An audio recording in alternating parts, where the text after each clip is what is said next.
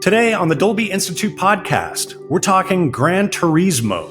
Not the racing simulator video game on Sony PlayStation. No, we are talking with director Neill Blomkamp about his thrilling new racing film about GT Academy winner Jan Mardenborough. I had spoken to him actually a lot in prep. So during the whole process of prep, I got to know him quite well.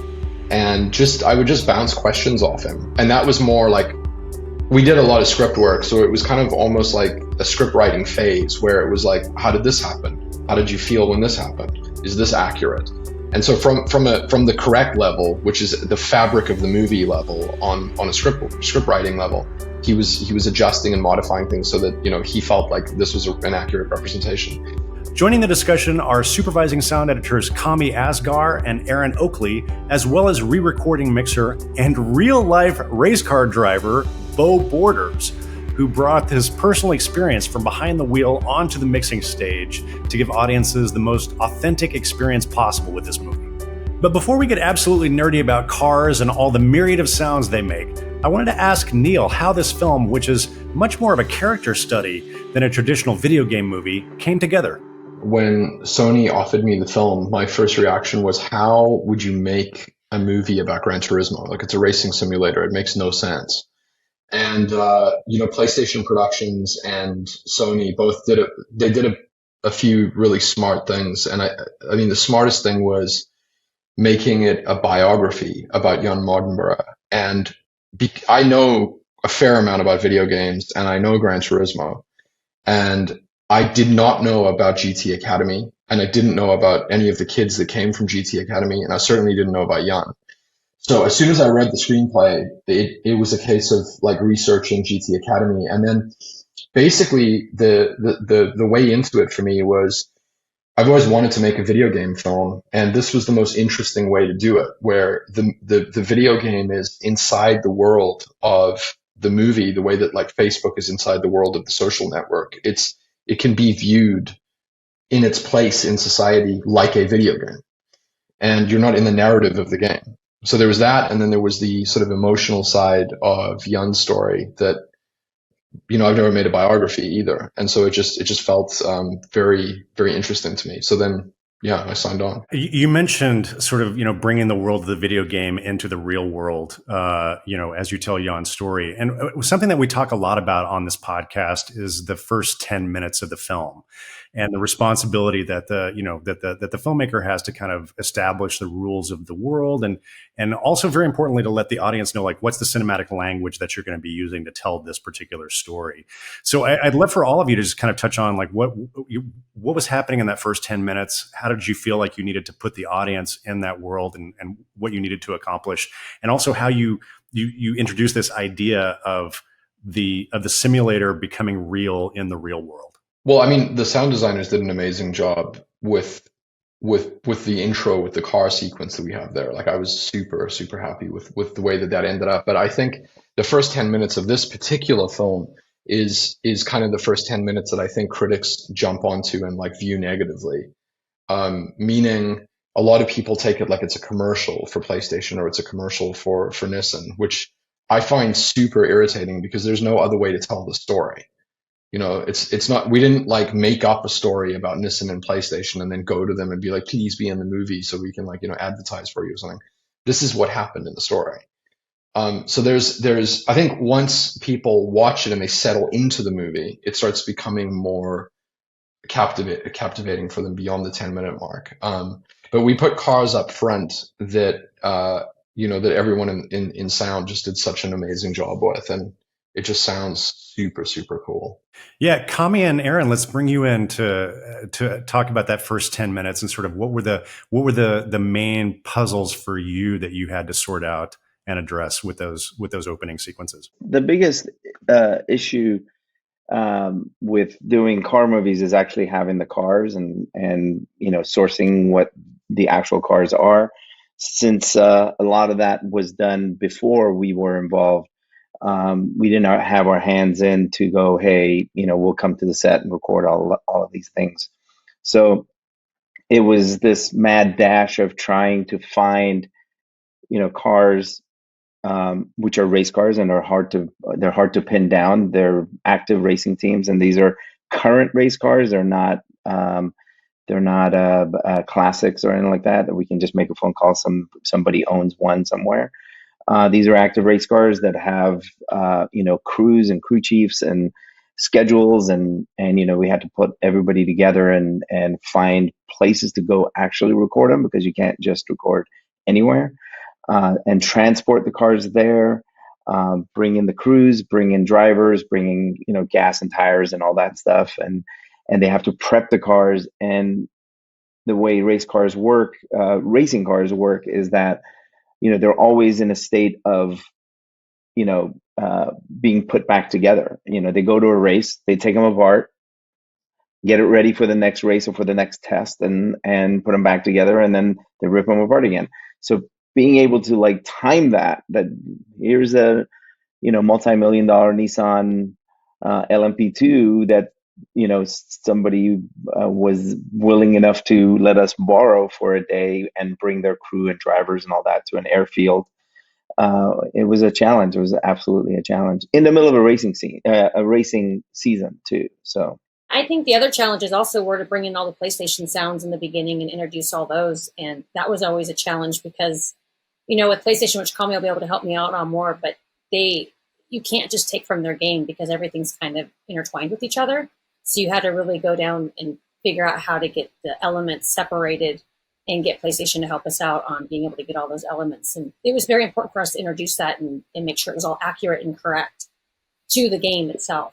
Yeah, and coming into it, I thought it would be really super easy. We'll just make a phone call. Hey, we're working for Sony, and Sony Pictures has a red telephone to Sony PlayStation crew, and it was nothing like that. It's we have to get hold of somebody in Japan to be able to give us these sounds, and that took a bit of making people understand what it is exactly that we need, because we're dealing with Polyphony, which is the actual producer of the game, and then Sony PlayStation, and everybody was absolutely helpful once we got to the right places. We used PlayStation sounds almost as much as we used Gran Turismo sounds as well. Like there's a lot of just PlayStation selection sounds and a lot of stuff that audiences will find familiar with PlayStation as a console, not just Gran Turismo. I was curious about that because one of the things that they talk about early on in the film is how revolutionary the original sound design for the GT game was in terms of its accuracy, and they've given you the beautiful shot. You've had the beautiful shots of bringing the big boom mics in to record the car and all that stuff. And I was wondering, is that actually true? Is how accurate was the original sound design of the game? We just made that up. Well, like in terms of the visuals, we just made that up. Like for me, it was basically that was an excuse for me to put a bunch of cars that I wanted in a room and then pretend to record them. There was a photo that I found online of a Lexus LFA being recorded for Polyphony, and it looked incredibly sort of disheveled and like a horrific recording environment. It was like almost like the worst little C-stand you've ever seen in your life with a tiny microphone by its exhaust, and it looked like it was in like a cardboard cupboard that they parked the car in. And then I was like, our recording studio is going to be amazing in this film. And it was massive. Like we totally went overboard. But I think all of the way that we photographed the cars being recorded for sound is probably highly inaccurate. Polyphony is like all the guys there are like, wait, what? No. Yeah, that's what happened too. They were like, you made our offices look way cooler. And I was like, Well, it's the movies. All right. Before we go any farther, if you're watching this video on YouTube, we have to stop and talk with Beau Borders, who is not just doing race car cosplay in front of a virtual background. Beau, we happen to have caught you on race day. Where are you? What's going on? Tell us about this. I'm not sure what indication you got that I have any affiliation with racing at all. I'm actually in my living room. This is all faked. The background noises that you're hearing, that's just playing out of my stereo. It's all BS. No, I'm at Sonoma Raceway. I'm competing in a touring car race. And just about an hour ago, I actually found out that my crew chief for this car right behind me was also in GT Academy. So now that's two people that I raced with for GT Academy. So it's like this story is definitely very, very close to home for me. So, I mean, for me, when John Navarro called quite a long time ago from Sony, and it was the shortest pitch I've ever been given. He just said, Sony's doing a race car movie and you're doing the sound. And he goes, I go, great. And then I think he hung up on me. And that was all I needed, clearly. So yeah, this has actually been an absolute labor of love. It's been really fun working with my friends, Kami, Aaron, and, Kevin O'Connell. It's been such like a really fun team. But what struck me about the story is I've been super familiar with this story, all through the several seasons of GT Academy that have happened in real life. I know Jan's story. I know the highs and the lows. But the thing that really, really struck me about the way the script was written and then the way Neill photographed it and Colby Parker edited it and everything, they really get in just inside your head as a driver. They really amp up how anxious it is and how hard it is and how things kind of don't always go well and how all the sights and the vibrations and the sounds and everything can be very overwhelming and misleading and kind of add to a lot of anxiety. I mean, case in point, in the race that I just did, I accidentally left my watch on and I could feel it vibrating the whole time. And I looked at it afterwards and it was giving me loudness warnings for the dangerously loud environment that I was in. And also it thought I was constantly getting into a car crash. So it was offering to call 911 for me. So how do you capture that in a movie? We can't shake the audience. We can't blast them with 150 degrees of heat. We can't propel them 180 miles an hour. So we've got sight and we've got sound. And Neill was just 100% on board all the way around to let us as a team put together something that just feels a lot more visceral than a normal film will. So Neill, did you know about Beau's background as a race car driver when you hired him? Was that part of why you wanted to have him on board the film? I didn't. I mean, it's like Beau was saying. John Navarro put him on, and then when I got into post production is basically when I met everyone. And I came from. We filmed mostly in Hungary, so I came from Hungary to LA. And then when I was starting post, I met Aaron and Kami and Beau, and then I found out Beau's a freaking race car driver, and Kami used to manage a race team, and Kevin, the other mixer, he has a Porsche GT3. It's like everyone was obsessed with cars. I think Aaron's really into cars as well. Are you into cars, Aaron? Okay. So if she wasn't like, before, she is now. Now she is. Yeah. So the film kind of naturally selected people that just were really, really into cars, which was awesome. So, Beau, did you feel like you had a special obligation as the sound effects mixer on this film to like make it as accurate as possible? And sort of now that, because you do know what that environment actually sounds like, how did you go about fashioning the audio track to make it as realistic as possible? That actually, a lot of that came with obviously collaboration with Kami and Aaron and our sound editors and Charles Deenan, who actually recorded these cars. And we were able to have long talks with everybody, and Neill. And Neill, I don't know if you remember, but when I went in to meet him, I just watched the movie, and then I went to go meet him, say hi, and talk a little bit. And it's just a thing that occurred to me. I said, the movie, obviously, I'm going to want it to be realistic. I want to honor race car drivers. I want car fans to just watch the movie and feel like they're not being pandered to. But at the same time, it can't just be totally accurate. It also has to be hyperreal. And the best analogy I could come up with is, when I do these car races and I'm all strapped in and the adrenaline's going, I'm convinced that the thing that I'm going through is the most exciting, amazing, wild thing that any human being other than an astronaut has ever experienced. And I'm convinced that everything I'm doing is pinpoint accuracy. And Mario Andretti is waiting in the pits with adoption papers because he wants me to be my son, because that's what happens in your brain. And the sights and the sounds and everything is just wild.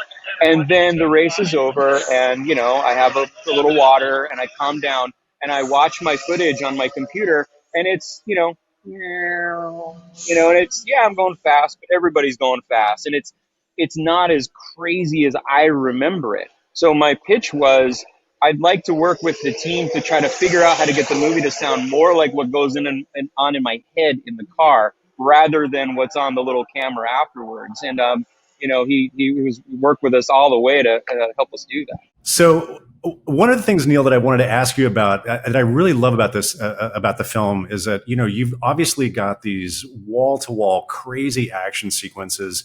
You're telling a lot of the story in close up, obviously, when you cut into the cars and we're seeing the drivers. But the fascinating thing for me was I was never lost. You've got lots of different races, lots of different things going on, but I knew exactly kind of the geography. And I think that part of that was the way you guys actually used the video game overlays, and that was actually a really helpful orienting tool. But can you tell me about the process for you of designing the action sequences to make sure that the audience was going to be not only thrilled but be able to track what was going on? From the beginning in Hungary, there were two main pillars of how to approach trying to shoot the race. And one of the pillars was what Beau was describing, which is just like an incredibly visceral sensation for the audience, at least as much as I could shoot. And a lot of that was to do with putting the camera placement like in places that felt as visceral as possible, in the cockpit with the driver, like looking outward, simulating GT angles, and then bolting cameras to the sides of the cars in ways that hopefully was really visceral. And then using also FPV drone photography, because I love FPV drones, and I tried to get that into the movie. So that was like visceral. And I knew that when we got to sound, we would have like imagery that would support good sound. And then the second part of it was, I'm obsessed with cars personally, but I'm not as obsessed with racing. It's more the car itself for me. And I had to learn about how GT3 races work, and I had to like learn a lot about racing in the making of the film. And one thing that I was aware of is when I was becoming disinterested with watching televised racing, it's because I didn't have an understanding of where the cars were. Like you'd have to read the leaderboard and like associate it with a number on the car, and it was like kind of cerebral sometimes. Obviously, if you're looking at first and second place or something, you just kind of know where it is. But I was aware of the races cannot outstay their welcome, because ultimately, a film going audience really is there for like the emotional story part of it. So you can use the races to heighten that, but like they can't be too long. So it was like, let's make the races short and concise. And then B, how do we make sure we always know where Jan is and like what the stakes are? So part of that was the way that it was the choreography, and then the way that we filmed it.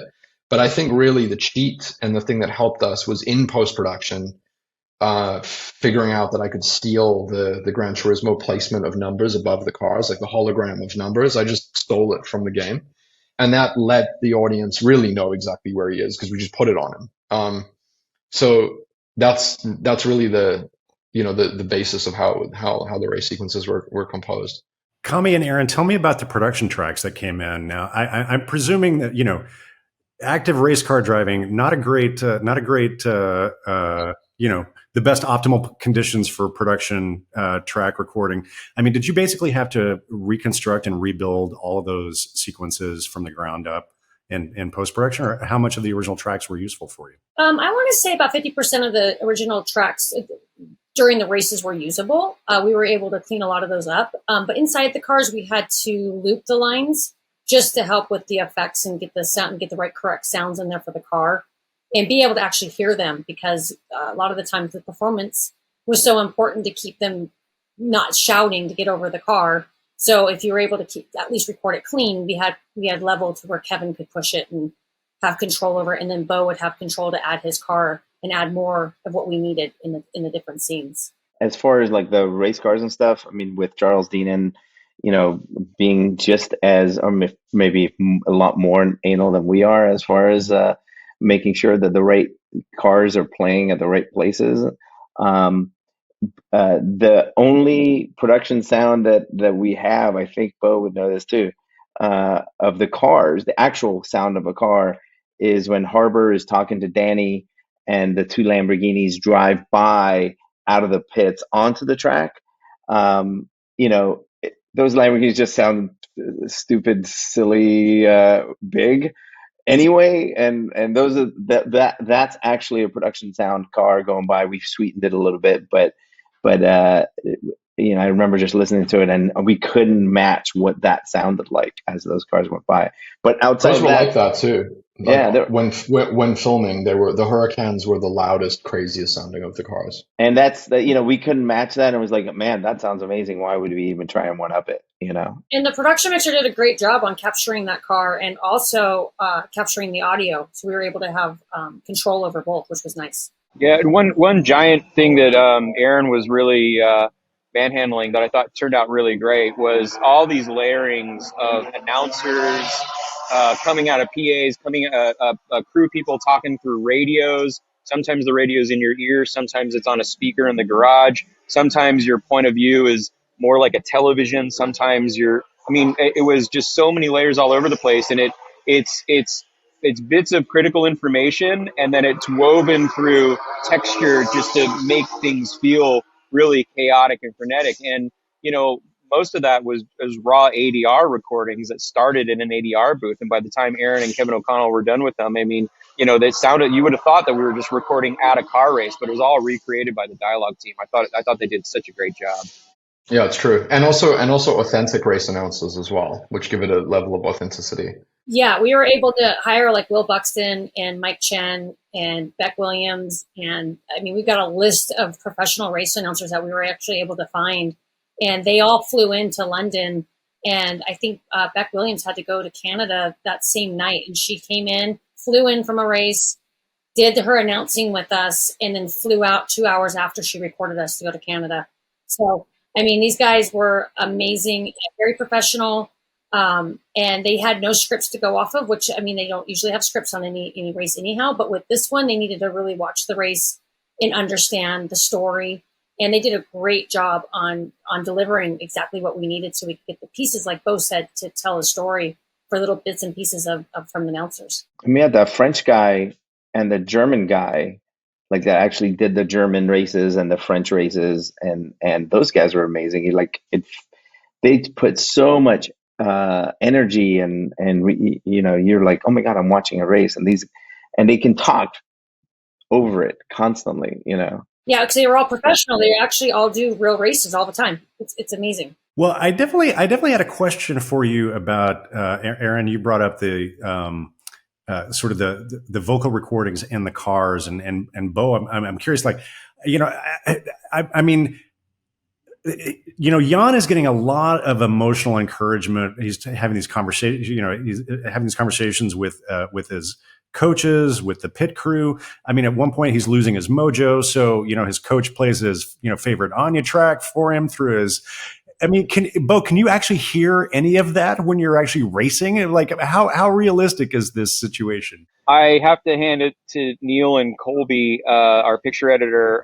There were a lot of questions asked about what is a driver here? Who does a driver hear? Because, if you don't know racing, hey, the driver might hear other drivers. You don't know. They might hear the TV broadcast, but that's not how real racing works. So story-wise, we were able to kind of stick to authenticity, which is the driver hears their crew chief, and then they also hear little spotters saying left side, right side, he's coming around, 2 cars back, little things like that. So that was like our level of our layer of like texture. But the words of encouragement from the crew chief is a totally true to life thing. And every driver has their own level of communication that they either want to receive or that they will talk. I've had drivers say, gee, I wish the button was just always on so you could just hear everything I have to say constantly. I'm the opposite. I sit everybody down and I say, don't talk to me, please. Just tell me when you think I'm going to run out of gas. And other than that, I just don't want to talk. But everybody's different. So the coaching that he receives from Jack in the movie is honestly, it is really authentic. Absolutely. Yeah, being authentic like that was important. On set as well, we had someone who was with specifically that Enya and Kenny G section. I was like, is this real? Yeah, even asked Jan as well, because Jan had been through it. And by the way, I stole the idea from Jan of Kenny G. I asked him what music he listens to before he races, and he told me Songbird by Kenny G, which felt like I'd struck some sort of gold mine. But yeah, apparently they were like, yeah, I guess he could play music through it, and like you would hear it. And I was like, done. I have to say, when I was doing I was managing a team for the Baja 1000, and our driver off the line was not keeping a pace. I think it's just early in the morning. He just wasn't really focusing. So I played Offspring over the radio, and I just played it, and he's like, "This is exactly what I need," and he's like, just this bombastic big song. So we actually came around in the next race. We actually had a MP3 player, a Sony MP3 player, and he would listen to music all the way. All right. Well, that answered my question. I guess it's actually authentic and realistic that you can play music to your driver to get their energy amped up through the course of the race. That's amazing. I never would have thought that's possible. So I feel like we could easily spend an hour talking about the sound design of the cars. But one of the things I noticed right away in the racing scenes, first at the academy training field, and then Jan's first pro race in Vienna, is how differentiated the cars are sonically. Like I definitely knew that I knew that I was in Jan's car. I knew that I was in other people's cars. So can you talk about the steps that you had to take to sort of make those differentiations sonically, so that also help the viewer know where we were? Part of it comes from recording different cars. We did substitute Nick Kappa's car in the end of the movie. It's not really clear. It's never really said what the car is. We know it's a Ligier, but I wasn't sure what engine that thing had or anything like that. So in us getting the Nissan race car, the crew that had that car for us in England, they gave us a McLaren race car, because that's the car that they actually run themselves, and they actually gave it to us pretty much for free. And we recorded that, and it had such a great sound to it, and actually sort of matched Kappa and how he was and his earlier Lamborghini race cars. So yeah, I mean, it was a lot of trial and error of picking what sounds better and what's and they would send me like little clips or recordings from the race cars. Does this sound right? How about this car? Yeah, so it was a lot of just procuring different things and EQing things differently, and it all fell in Beau's lap for him to figure out. Yeah, you gave me a couple choices. And that was really, really a joy to work with. And Charles Deanan delivered all the tracks, and we had Matt Cavanaugh and Sam Fan go through everything. I mean, I for just one moment when you're on board any given car, it was 32 or 36 tracks and stuff to choose from. And so as you pick through, we kind of decided GT Academy cars are based on street cars. So we were using a much more hyped up version of a GTR that you could buy on the street. So we lean on more guttural sounds and a little more beef in that. When we get to the GT3 racing, there's a certain sound that I was just really, really drawn to, and I know that we've not heard this in many movies, and it's this gearbox whine when you're on the interior. And, some people might EQ it out and they might go looking for that tailpipe sound, that classic, real throaty sound. It's just kind of not what the cars sound like. And if you could, fortunately, Charles Dean and his crew, they knew exactly how to mic these cars. And they had a really good driver just really hammering that car up and down through the gears. And so we were able to really lean on that, intense gearbox whining. It's like a mechanical whine. And then that leads us to all these downshifts, which were, it's another sound that I'm really drawn to, because it's, we always kind of say when we teach people how to drive a race car, I don't need to teach you how to hit the gas pedal when you're going in a straight line and then go up through the gears. Like you know how to do that. But what's hard to teach somebody is how to wait until the absolute last moment before you have to hit the brakes, and how to you actually use your right foot to hit the brake pedal and mash the throttle on the way down, and in between gear shifts you're revving the motor up. It's bonkers what goes on in there, and the sound of that is really aggressive. And you're not trying to just sound cool, you're trying to slow the car down with minimizing the amount that you're using engine braking so you don't blow the car up, and then to be in the proper gear at the right RPM, so when you hit the throttle you're back on it. And that all sounds really intense when it's recorded correctly, edited correctly, and then some idiot mixer chooses the right little sounds to put in the right spots. And that was also dictated by our picture crew. they work really, really closely with us just to say, what do we want to see in this moment? Well, we want to see the number on the wheel go from 4 to 3 to 2. Now we want to see a gas pedal. Now we want to see a brake pedal. And we tried to get it as authentic as we could for the action that's going on screen. And that way, as an audience member, you don't have to be a car nut. You just do want to feel like the intensity is always up. The other thing is that whine does sound like the GTR as well. Like it's actually authentic. I mean, it is authentic and it is unusual to hear it, but it sounds like what the car actually sounds like. And then later, for me, the area that differentiates the sound the most is the beginning of the Le Mans race, where we punch in on the faces of the three main guys. So it's Yun and then the two other villains. And when I lifted that from Steve McQueen's Le Mans, which has a push in on each of the drivers the same way, but it's much longer than in Gran Turismo. And you can hear each of the cars start up, and you can hear how different sort of sonically each of those are. In reality, the JSPX Nissan engined Ligier, so it's a French car, but it was using a modified GTR engine, which is kind of cool because it's the same engine that he was using in his GT3 races. So it's him sort of scaling up. But then the other two, the Paradigm white Audi and the Kappa Lamborghini versions of LMP2 cars sound really different in that sequence. And then obviously for the rest of Le Mans, they sound different as well. But I just love that area because it's like, these are the three. It's against these three. I'm really glad you brought that sequence up, Neill, because we're skipping around, and obviously the Le Mans races at the end. But since you brought it up, I want to ask you about this because I love the work was so detailed and the track is so detailed that specific piece that you're talking about when they come out of the pit and they start the race. I love how you went into Jan's head. He straps in.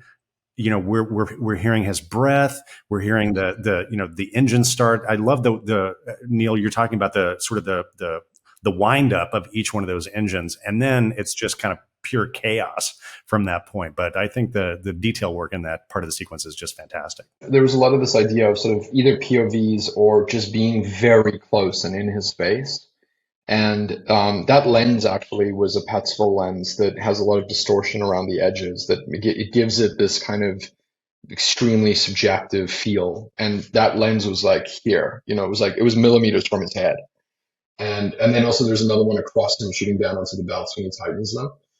But I mean, I think all of us, like on this call, we would always talk about the sort of massive differentiation between things and giving space to stuff. So if you have him strap in, it's like you want almost like silence, and then you want like full on insane racing. And I mean, either I'm remembering this, but like I think we actually spoke about it. But we would talk about like square waves almost between cuts of things. So you'd slam into something that was radically different, and then something else that has a sonic atmosphere that just feels completely different. So when you go to all of these subjective angles around the car or the stadium, it's changing noticeably all the time, and that. Like the thing that Beau's talking about where you can hear the gearbox whine and the shifting down, which happens in Dubai really well. It's like that comes after a drone shot that is going down over the stands. And then also in Dubai, we have just Jan breathing, and we have it in Red Bull as well in Austria, where you can just hear him breathing and you're basically in his helmet with him. But what we have in there, which was layered in, was the sound of vibration and metal creaking and stuff just off the car. Almost like he's hearing things in a 2-meter radius. He's not hearing the other cars. And that brings this very subjective sort of internal feeling to it that's why I think people feel like it's putting them in the race, in the seat of the race car. It's like bringing the sound almost smaller in a way. The other thing that I love just in terms of like the sort of cacophony of different things is internal working shots of just belts and pulleys on the engines, or like the wastegates or the turbo inlets, and then also foot pedals and like gearbox elements. So you can, when you're cross cutting between all of those, the sound is changing so radically. And I just love the effect that gives it. It gives it this real kind of staccato feel to the races. One of my favorite sequences in the film from a sound perspective, and how you just immerse the audience and what must have been a very overwhelming experience for Jan, is when he's touring Tokyo after he signs his contract and he's there with his girlfriend and he's finally achieved his dream of getting, his professional racing contract with Nissan, I guess I should say, for use the British pronunciation of it. It's almost like a cinema verite style sequence. Yeah. I mean, I'm kind of curious. I think that's because we lacked permits. No, it's only partially true, but no, it should have felt very cinema verite and very very handheld. But the sequence where we go down that very tight alley and we're filming like left and right, where everyone's making Japanese robata and it's just this feeling of barbecue basically. That was controlled by the Yakuza, and we basically had to pay like a whole bunch of money right before we were meant to shoot there. And we were told a month before that we had the location. And then at the last second, it's like, you don't have it. You've got to pay extra. So it was very verite in the way that it was shot. But there's also there's a music track playing over that whole area as well, which makes it a little bit more abstract. But I mean, in general, for me, I was on the Sony lot, which is where most of this mixing happened in the Cary Grant Theater on the lot. And it was always just sort of ear candy for me, where I would go in there and just hang out with all of these guys, and they were just doing this awesome work, and I would leave edits and just go watch cool stuff that sounded amazing. And I would occasionally drag people in there that hadn't heard any of it before and just put them in that theater and let them hear it, and they were like, dude, these cars sound insane. So I'm stoked. That's great. Erin and Kami, tell me a little bit about how the two of you work together. Erin, are you doing dialogue, and Kami, are you focusing on effects, or how do you divvy the work up? That's pretty much correct. Yeah, I deal with all the dialogue in the ADR group, and then Kami deals with all the effects and Foley. It's pretty much how it's split up. Yes, that's all I'm allowed to say. Yes. Sounds good. So Erin dealt with all the actors on my behalf for ADR. Yes, let's talk about that. Yeah. So when we first started, Neill had made it very clear he just doesn't like shooting ADR, which I respect, and also minimal ADR too. Like whatever we can save from anything we can save from production, we should save. Yeah, and so it was baby steps, and we would do a few lines here and there. And Neill wasn't, I don't want to speak for Neill himself, but he wasn't particularly wanting to come to the ADR sessions. So it was just me and the actors and one of the editors. And the actors were very, very respectful, because I think that they were talking to Neill before the session and understood who Neill was and had a relationship and had a lot of respect for Neill. So they gave me a lot of respect and keeping it as absolutely close to what was shot as possible. Yeah, and towards the end of the movie, we had to get more ADR, which was fine, and it ended up working out really well. And what we did is we just made sure to go in just for the little parts and pieces that we needed to make the scene work, so we didn't lose the performance itself from the actors. And but yeah, it was a great experience, and it was great working with the whole crew. I just have this feeling where what you work hard on the day to get what you get when you're in the environment and the actor is in a certain headspace. And it's a pretty common feeling, I think, that directors have with actors about the moment that stuff is captured. So there has to be someone firing up like a leaf blower or something to just trash it's like, this is unusable. Now we have to ADR, One of the things that Neill, right off the bat, was like, hey, these performances, I really want to be able to keep these performances. And Erin, we're hearing the studio side of this, which is we can't understand anything anybody is saying. Like literally, every time we played it for the studio, some studio exec would go, I don't understand any of these lines, because they're speaking with an English accent, speaking fast. Some of them might be off mic or whatever. Erin is amazing. Erin and Kevin, I should say. They're really amazing at getting you to comprehend what everybody's saying. I remember one of the first screenings, half the time I didn't even know what people were saying because it's hard to understand. But now the amount of clarity in the dialogue is crazy, and it just slowly comes into play. It just slowly. But a lot of that was also digging it out, though. Like a ton of it was just digging it out and finding it. Yeah, and those are the things that Kevin and Erin are amazing at. It's wonderful to hear, and make sense of what people are saying and actually really digest, the dialogue. A lot of it when we first started was, just noise and gibberish, But now it's like every single line of dialogue you understand and you get, and it's really well performed. It's crazy what Erin does, and Kevin. I do nothing. I just point fingers.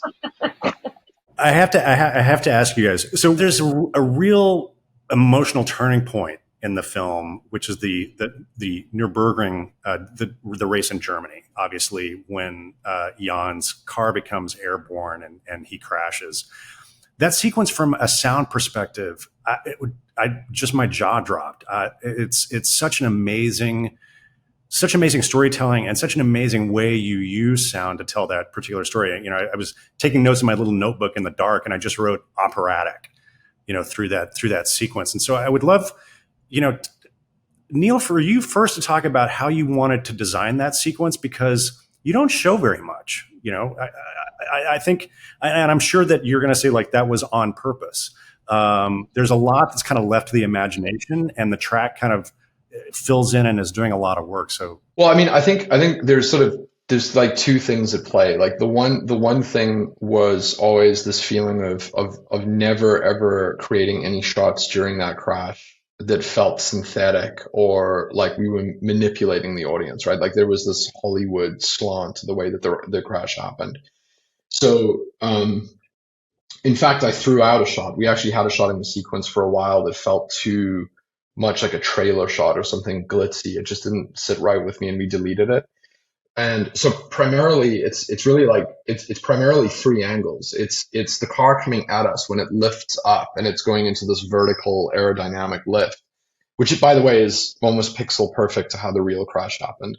And one person that really actually played a role in sound but is an editor is Austin Daines, who would edit the sequence in a way that integrated temp sound that did a lot of really interesting things. And what happened when the car lifted up is he dropped off all of the surrounding sound and just had the car whistling through the air. And then we cut to a profile shot of Jan in the car. And so at Nürburgring, when I was, when we were shooting background plates, there's a sequence that happens once it's up on the back of the car and it's traveling forward, where we really just pan with it. That's all it is. It's just a pan. And it crashes and cartwheels.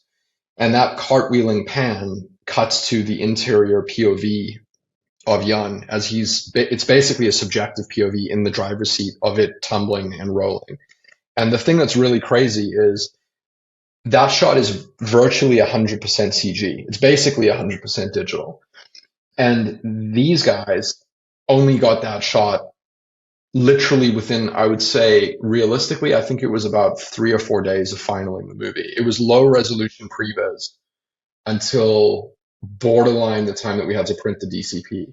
So we had this like super high resolution, incredible sound from the perspective of the driver with low resolution, like, 1993 video game level previs, like awesome previs, but not photoreal. And then as Victor and the VFX department and UPP in the Czech Republic would basically just suddenly up-res that, because all of this work was happening, and it's like an exponential way that all of it comes in when it's completed.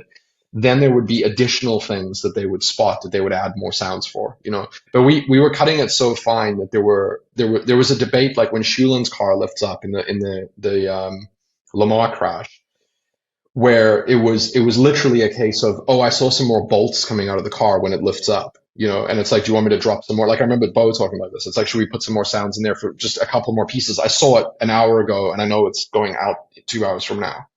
And it's like, yeah, we have more resolution in there now. Let's add some sound for that stuff. So the Nürburgring crash really worked out, but it was a combination of sort of forethought of how to just make it very simple in the way that it was shot, like months and months ahead, and then weirdly like this compression of just waiting for the VFX to come in, up until the last second.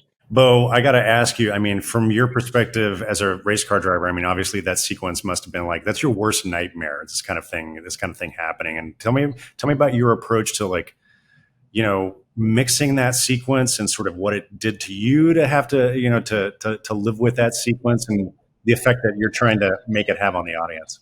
I actually think that a sequence like that is more like my mom's worst nightmare. And the thing to me that actually makes that almost like really a tear-jerking moment is the cut to mom freaking out and stoic dad just like can't do anything about it. They're not even there. They're watching it on television. It's like, how helpless must they have felt? And so if that's like the emotional pinnacle of the sequence, I think to how do we get there? And that race in particular, that's actually kind of the most confident that we've seen Jan at this point. He's having a great race. He's passing cars. The ticker's going up when he's making up positions. So the sounds that we did, Tommy and I fell in love with this turbo whine that kind of makes it sound like a real fun zingy sound. All the shifting and everything was kind of rhythmic and fun. The music is very orchestral and very upbeat. And then to Austin's credit, what a great idea to just pull the absolute rug from underneath you, remove all sounds of reality except wind. I knew that moment was coming. I remember that crash. That was a horrible, horrible, horrible thing that happened. And, one of the things that we didn't see until pretty much we were print mastering is when we saw this visual effect that came in so late, they did the visual effect of the driver going like this. And it's not a religious moment. It's literally what they teach us to do. If you're past the point of no return, don't have your hands on the steering wheel because it's going to get jerked when you hit something. You're going to break your wrists and break your thumbs. And so the safest thing to do is make yourself small and you're just a passenger at that moment. And having that slow-mo rotating, that was a really effective Dolby Atmos moment to really feel, the crash and feel it, all around you. You're upside down, you're sideways, you're tumbling. Every speaker was utilized in making that happen. And then, you finish off with just hearing these little sizzles and pops and things, which I unfortunately know firsthand. When you're upside down, you're just convinced that the car is going to catch on fire any moment. The wreck is not done just because you're not still moving. It's not over yet. It's a very, very realistic, and I know I keep saying the word visceral. I got to get a thesaurus and come up with another word, but it's a very, very visceral moment that feels very true to life. So we find out in the end credits that you had the real life Jan on set, and I think he actually did some stunt work for you. I'm kind of curious, Neill, what was it like having him there? What sort of insights did he bring to the to the proceedings? Did he talk to you about that real crash? Like, I'm curious to sort of your relationship with Jan. He never spoke about the crash. He also, when I showed him the movie, he looked away in that sequence. It's a highly, highly personal thing to him, which is why I wanted to try to shoot it in a way that was just unvarnished and non-manipulative. But for everything else, I had spoken to him actually a lot in prep. So during the whole process of prep, I got to know him quite well. And I would just bounce questions off him. And that was more like, we did a lot of script work, so it was kind of almost like a script writing phase where it was like, how did this happen? How did you feel when this happened? Is this accurate?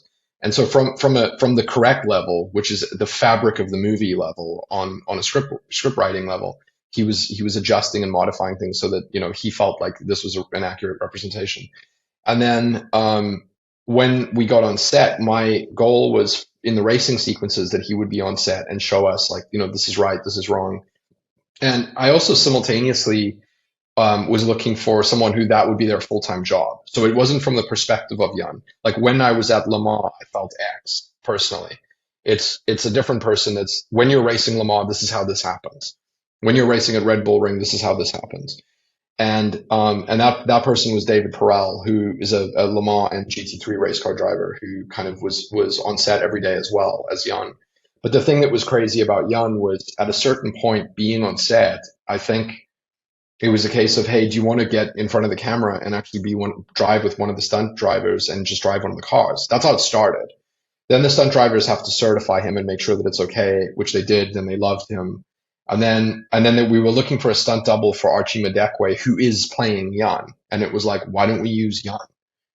And then he drove his own car for the whole movie, which was a really awesome kind of meta concept. Well, you guys have been very generous. We're coming to the end of our time. Sometimes we like to end this podcast by asking everyone sort of what's your, just to pick one favorite sound moment in the film, something that when you're watching the film just kind of makes you giddy inside, that you're some very tasty sort of moment of sound storytelling in the film. And of course, Beau graciously brought up Dolby Atmos. So if there's a really great, fantastic Atmos moment that you want the audience to listen for, let us know. Erin, do you want to kick off? I think I think everything in this movie sounds amazing. So it's hard for me to pinpoint exactly my favorite moment. But I think a really great moment of sound effects that we were able to use, and Beau and Kami really did a great job with, was when the car disassembles and it's in Le Mans. And I feel like we spent in watching them bring all those sounds together, and Beau really being able to pull out each element and make sure that you hear the part that you see and putting it around us and over us. And it just came out super amazing in the way the two of them were able to, and even with Charles, all of them. I mean, everybody was able to help out. Sam Fan, Matt. It just, to me, was one of my favorite moments of the movie of just watching them work and making it sound as cool as it sounds. Kami, how about you?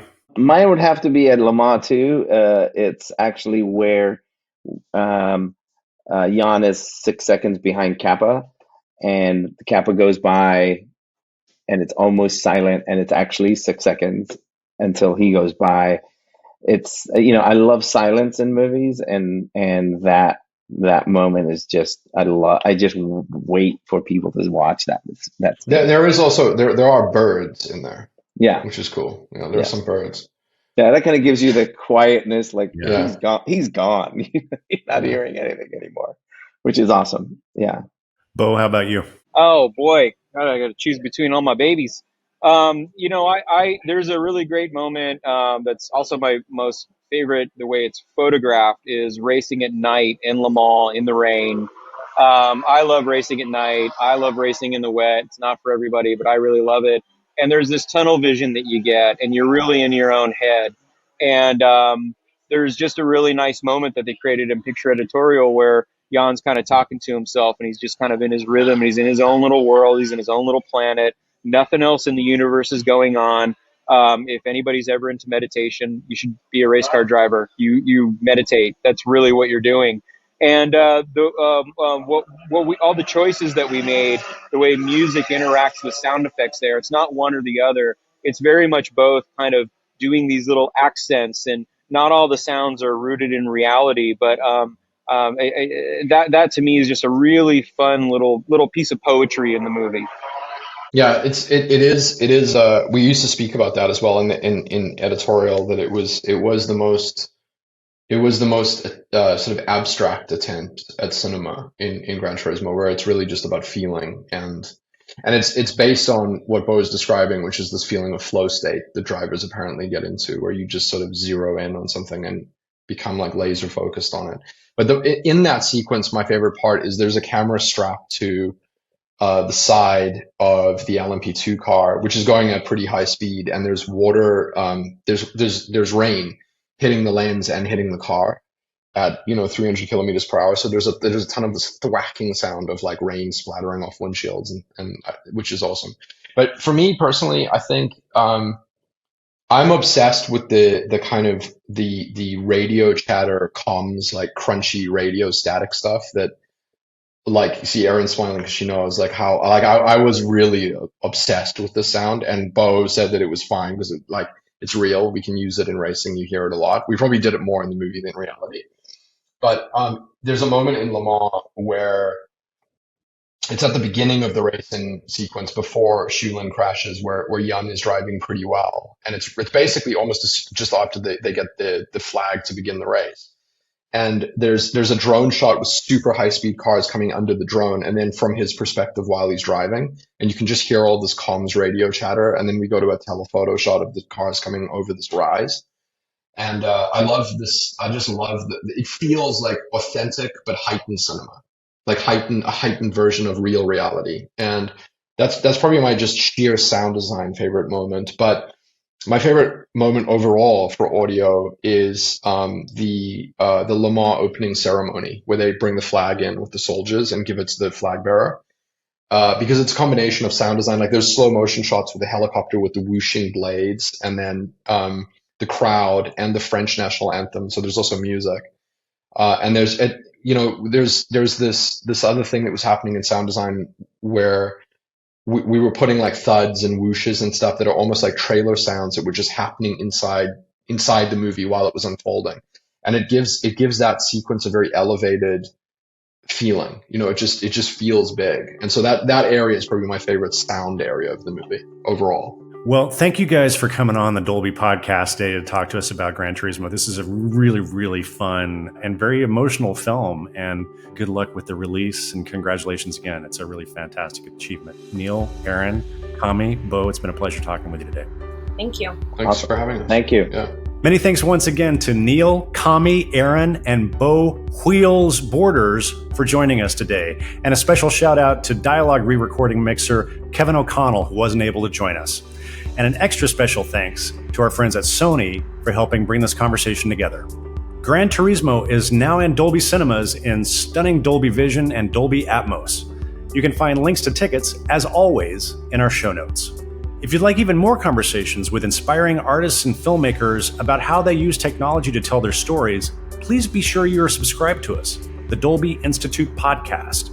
You can find links to our show on all the major podcasting platforms, including the video version on YouTube, in our show notes. Or you can simply search for Dolby, wherever you get your podcasts.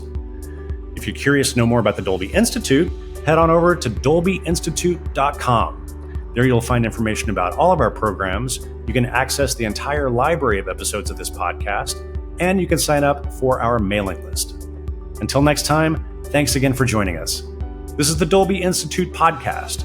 I'm your host, Glenn Kaiser. Our producer and editor is Michael Coleman. Our executive producers are Amanda Schneider and Jack Ferry, with additional editing by Matt Nixon. Thanks for joining us.